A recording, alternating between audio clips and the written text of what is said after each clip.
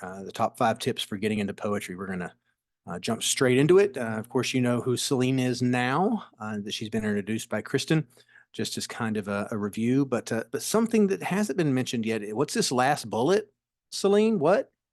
Getting married. Yes. I mean, it is just the year for you're already winning 2024. Maybe you should be a Chiefs fan and they'd have you and Taylor because both of you are having banner years, apparently.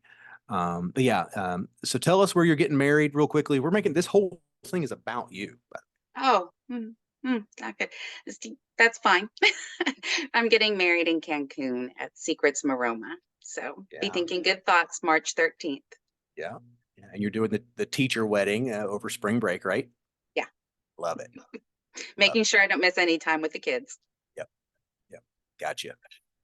Can't leave then. And you can't miss that time in the spring. You got that exam coming, right? You know, that's how people shape their lives. Well, congratulations again.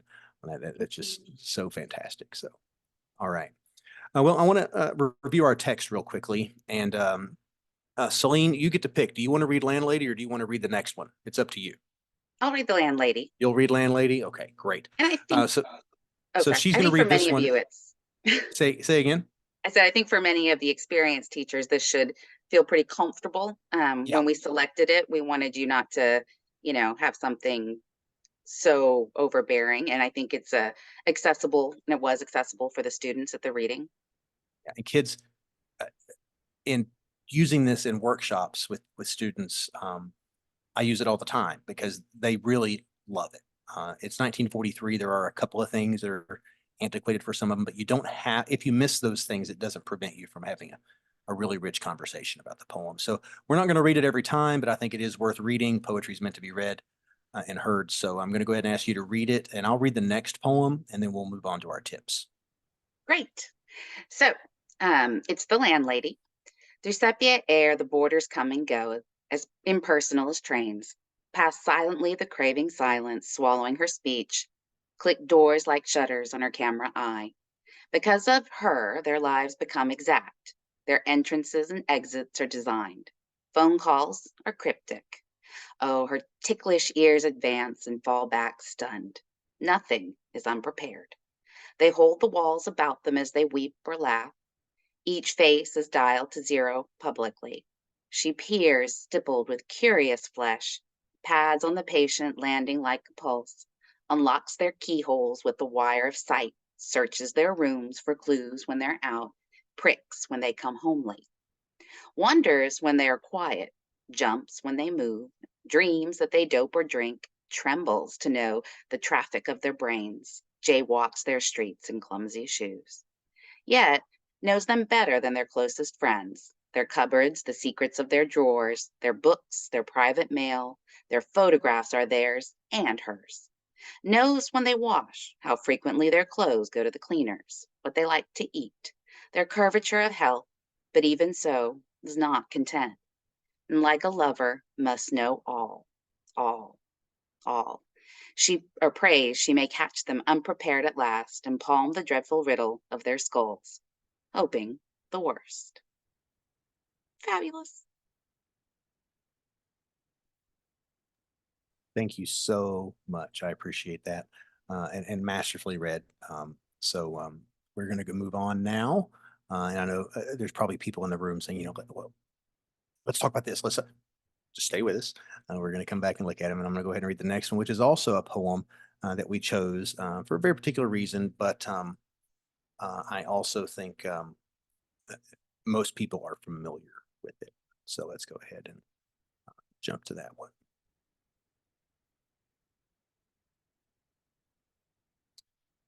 Sonnet 130 by William Shakespeare. My mistress's eyes are nothing like the sun. Coral is far more red than her lips red. If snow be white, why then her breasts are dun.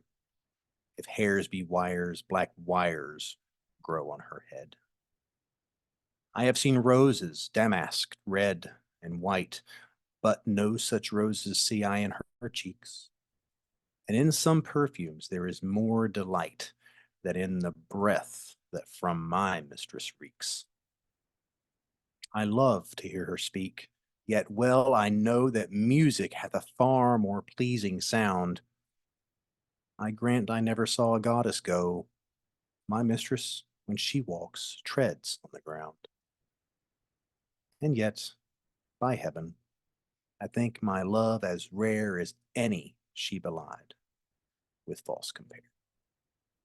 Saw some people talking about assigning this poem, and that's great. So the choice of our poems is that we wanted to illustrate using some of these tips we're going to talk about with a fairly accessible poem.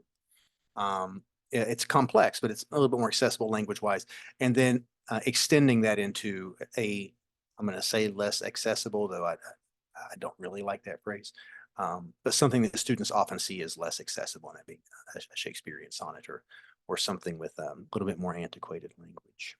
All right, so our 5 top tips, and you may have seen some of these before if you've been to other webinars. Read sentences, break it up or block it. We'll talk about what that means. Find the shift or contrast that relates to something that Celine's going to talk about too. The point of view and speaker, and then tensions and conflicts, which relates back to the find the shift and contrast bit. So let's go ahead and move on, and we'll look quickly at tip number 1. So I want students to read poems just like they read prose. Look for pay attention to the punctuation, pay attention to sentences, pay attention to paragraphs, or where paragraphs might go, or maybe we treat stanzas like paragraphs. I really want students to think about sentences as complete thoughts and paragraphs as ideas, not just words on the page. And so quick thinking here, punctuation, road signs for thinking is the analogy that I like to use with that. Sentences are complete thoughts and paragraphs are ideas. You could also do stanzas as ideas. So it's not always the truth. So here's Landlady again. I'm not going to read it all, but I think it's really interesting when we take it and look at the individual sentences based on punctuation. So I'm going to click this here, and I want everybody just to take a moment and look while I'm quiet for a few seconds.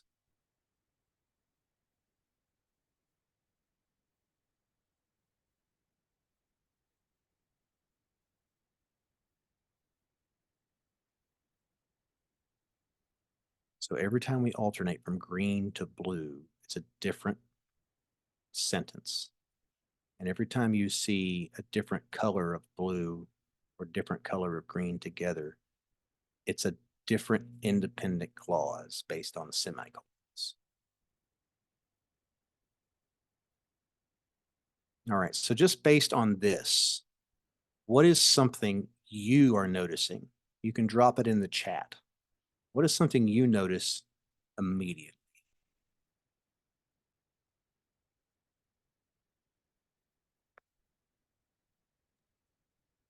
And while they're doing that, just another thing, it's fabulous Sure. to see it with all of the colors.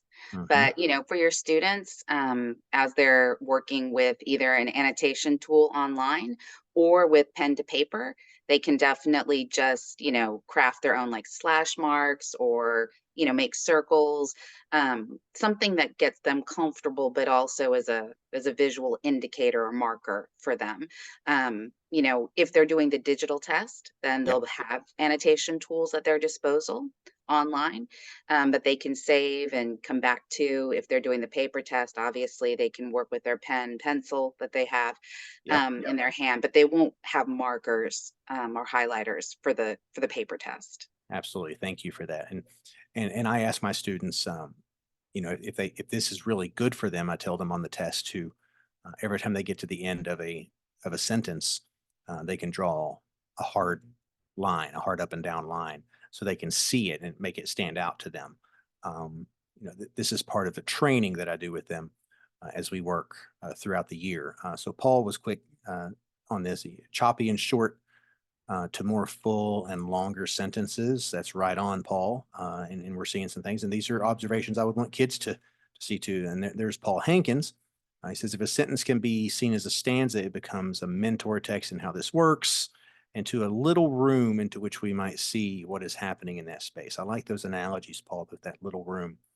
Um, so